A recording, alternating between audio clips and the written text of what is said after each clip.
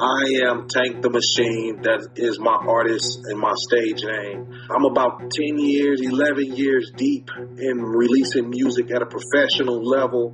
Hip hop it's a culture, but it's interwoven and tethered to the Black experience, right? I don't think people really understand the depths of the parallels of the Black experience and the plight of the Black people, and how it's interwoven with just the music and the movement.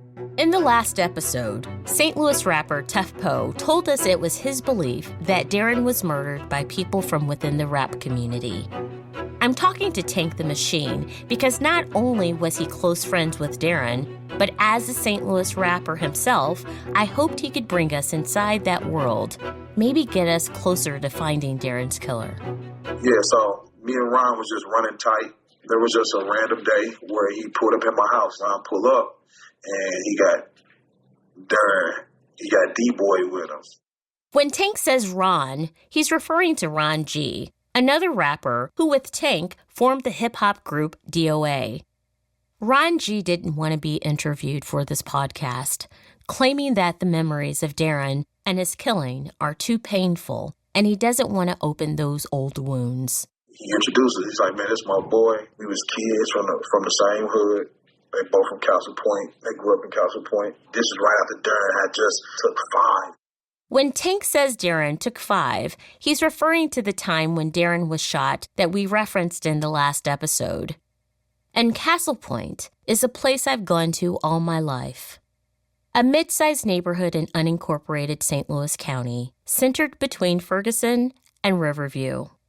The area suffers from what I would call political divestment, a high poverty rate, and many abandoned or vacant homes.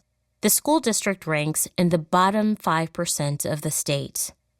Ironically, the street names are all royal: Prince, Earl, Lord, Count, Monarch. This is where Darren connected with many who would join his rap circle. After he was healing up, and they just started hanging tight again, and me and Ron was already hanging tight. So after he introduced us, I'm like, damn, this dude got so much charisma, personality. When you meet him, you gonna either love him or you gonna hate him, but you gonna have some type of exchange with him that's gonna be memorable, that you won't be able to forget. You know what I'm saying? And that's every time you meet him, or anybody meet him, it's gonna be an exchange that you're gonna remember you met him. For sure. But also just like a natural charisma and personality that allowed him to be in spaces that normal people just could not get into. And this is universally known about this guy. He was keen. Like, there was something about him that people admired.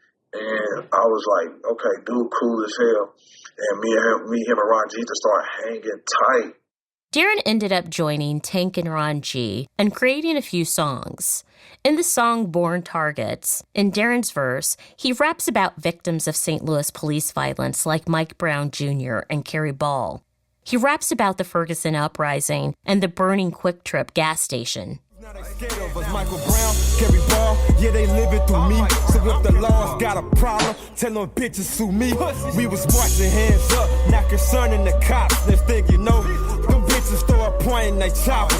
They wanted to trip quick and start turning it up. So that fucking Quick Trip, we got to burning it up. Darren also raps about his old nickname, D-Boy, and how that was a reference to his time as a drug dealer. But how now that's all behind him, and he goes by the new nickname, King D. Seals.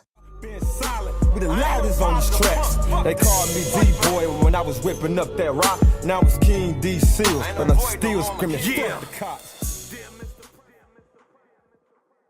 When we shooting Born Targets video, police followed us all day. Busting U-turns all up and down, all day. So, and that was when we were all together. I can imagine, there was a lot of time he was by himself. So, we was aware, and he was aware that obviously he was targeted, and maybe not even in a physical sense, but he was under some sort of specific surveillance. You know what I mean? And that was obvious. What was his emotion when he talked about it? Man, I ain't never seen bruh sweat. It's like he wanted all the smoke.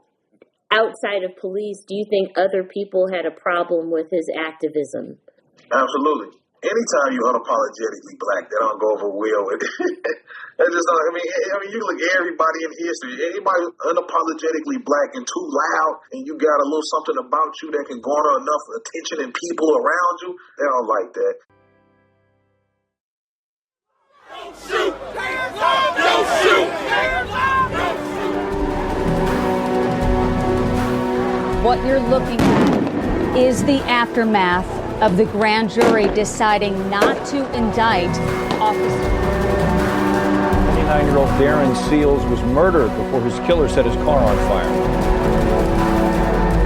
Once they put out the flames, they discovered Seals' body inside with a gunshot wound. He pointed guns on me and my 14-year-old little brother. It's Ferguson PD. Grabbed me by my hair, slammed me out the car.